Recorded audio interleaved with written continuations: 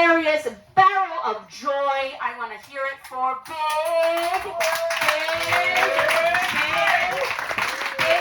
Swiss.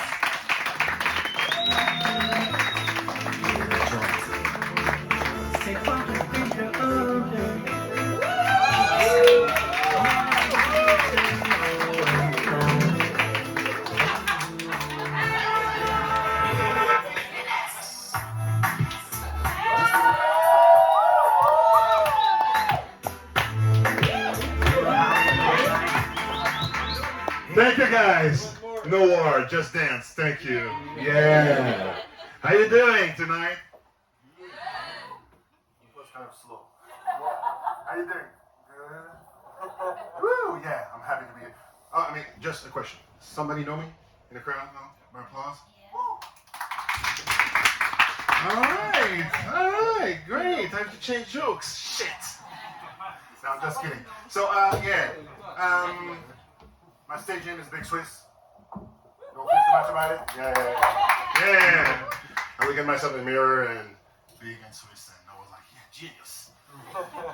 Yeah. Because the thing is, when you do comedy, I realize that since nobody likes you in the first place, you have to like yourself, love yourself.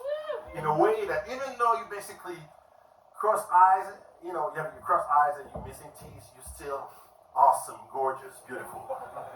This is the thing. Yeah. So my stage name is Bigswiss. My real name is Traumatic. It's a French old name, and it's really a therapy. I mean, I'm hiding the truth. I mean, my real name. If I'm telling you, you won't laugh for the right purpose. You ready? It's Alphonse. Yeah, Alphonse qui.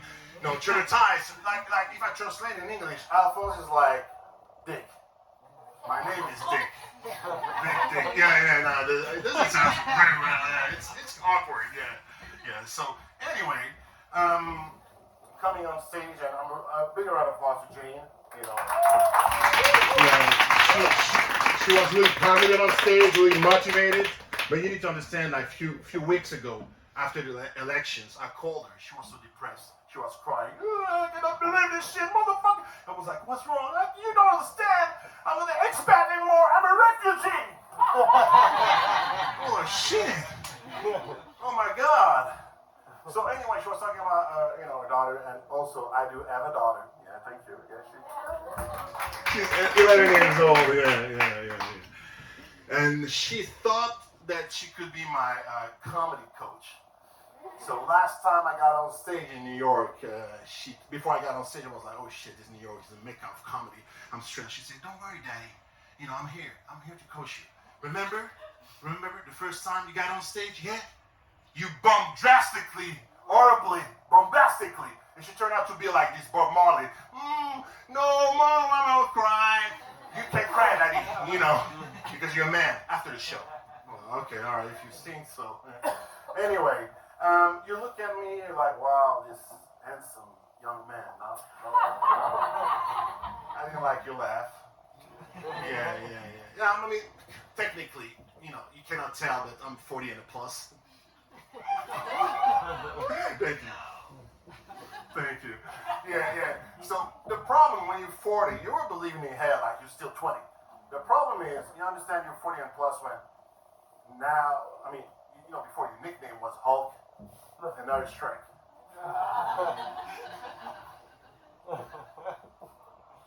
It's traumatizing. The worst part is basically when you're 40 and plus is like you make love to your woman and you can hear yourself snoring. It's traumatizing.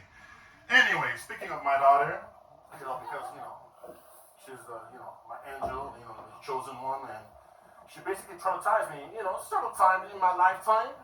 I mean, I'm a little older than her, but during COVID, she was basically struggling because she couldn't have a Happy Meal at McDonald's. So we went there, and she couldn't get it, so she started to be upset. In McDonald's, she started to cry, of course, sit down and lay down, and me as a father, I'm walking around, I'm like, and you want to destroy, but no, you cannot. Too many witnesses. So what I did is a reverse psychology. I start to cry. I sit down. I yell, Allah! And people start going back and forth. And my daughter, you look at me, she was like, She grabbed my hand, cleaned my tears, and whooped my ass. Dogs don't make cats, and I have to love her by default. I'm not even the shows anymore. No, it's crazy. And funny that Jane was talking about accents. I'm traveling with my daughter, we try to show her the world. So we went to Paris, and her mother, she's American, so we speak fluently English. And sometimes when I'm forgetting I'm Swiss and French Swiss speaker, I speak English with her. And I was in Paris, walking around, Eiffel Tower, pictures, everything, okay. Got pickpockets, okay, it's okay. So anyway, we went to the subway, and I told my daughter, I said, listen, when you're in Paris, this is what I learned. Even though you speak French, you have to speak English to be respected. Because Frenchies, they got this kind of cocky attitude. Like, when you hear French, it's like, they're irritated. They cannot basically hear this, their mother tongue. We're like, motherfucker, je t'ai pas, like, really, like, and then she said, Daddy, you're exaggerating. He said, watch. And when I say that, we were like basically doing a line. It was like the desk, to get subway tickets. And the lady, the French lady, ouais, je vais aller là-bas. And after that, the other guys started to yell there, mais t'es qu'une seule, back and forth. And my mom was, what the? I said, watch. She left, kind of upset, yelling, cursing all the name. I went to the guy and said, excuse me, sir. No, he's a French accent. I have to get fuck it up. Yeah, I'm sorry. I'm confused. In my head, I'm so confused. Be American. All right. I have to speak French and say it in English accent. All right, okay. All right. Excusez-moi, monsieur, je voudrais avoir un petit ticket, s'il vous plaît. Yes, it's from Harlem, New York. It was, oh, bien sûr, pas de problème, magnifique. J'adore New York, j'adore les États-Unis, cowboy, rap, Jay-Z. Yeah, thank you very much. All right, sir. And when we were leaving, the guy said, I really like you, you're the best. And suddenly my daughter turned around and said, merci beaucoup, monsieur. And the cursing came back in French and back and forth. Anyway, no French line, it was just like, to show the Bible, but it's So anyway, we went to New York with my daughter. And she had an idea again to go to McDonald's, it was this summer. And it was like 10 p.m., because we walked around Central Park everywhere. And we went to Harlem. And you need to understand, Harlem, after 10 p.m., it's like, it's the zoo without animals. And you have a lot of drug dealers and also of consuming of drugs. So anyway, I was walking with my daughter going to McDonald's. And she was like walking and she said, Daddy. I said, what, my love?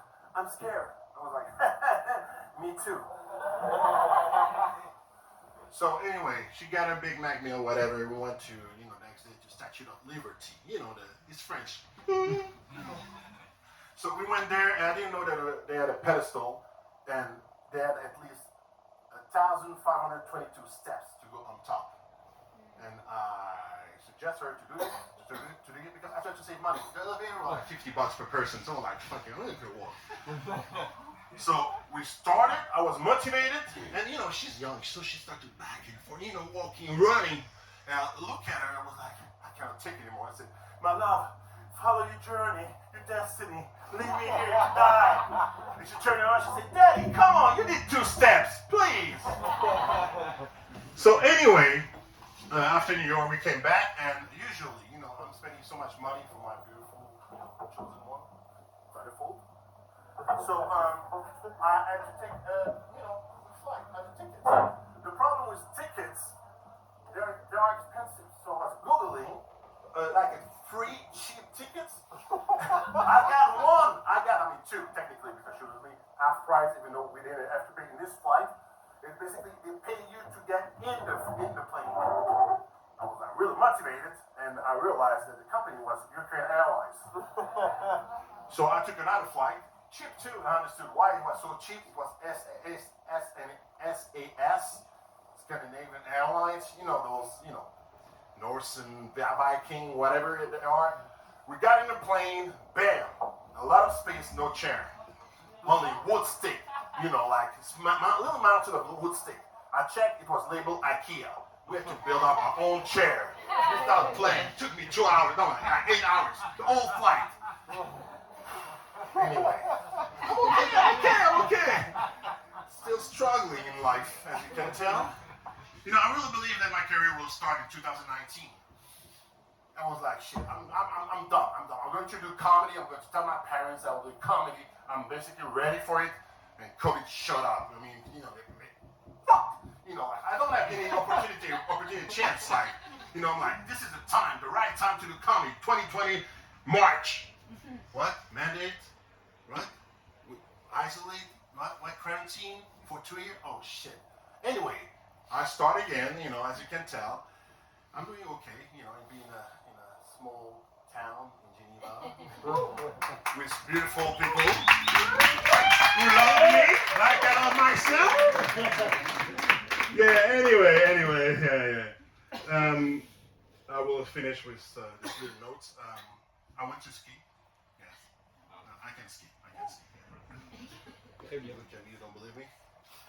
I don't believe myself. I can ski. The problem when you ski when you're a man is not going down the hill. It's going up. You know, the ski lift, the famous one. You know, the one is a metal bar, and at the bottom you have a plastic plate, supposed to support your legacy. So I went up like this. And my girlfriend in back, I never seen her so happy in her life. She enjoyed. She went up with the ski lift, down with the ski lift. Up, down, up, 5 hours. Oh my God. Oh. Me, I was struggling. I saw the light. You know when you see the light? I have to drink some water because it's really pressure. I saw the light. You know, this narrow light, and you realize that much in the hand, you know, and suddenly in my head, I had this noise, this music, this melody came out. I was like, oh, I had to sing with it. I was like, no, not now. It's not the time.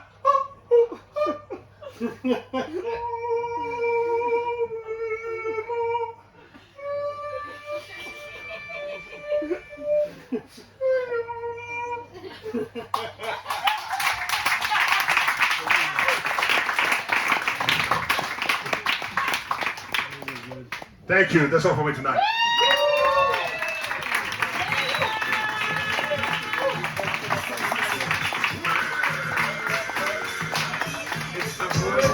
Keep it going for big. Keep it going for big.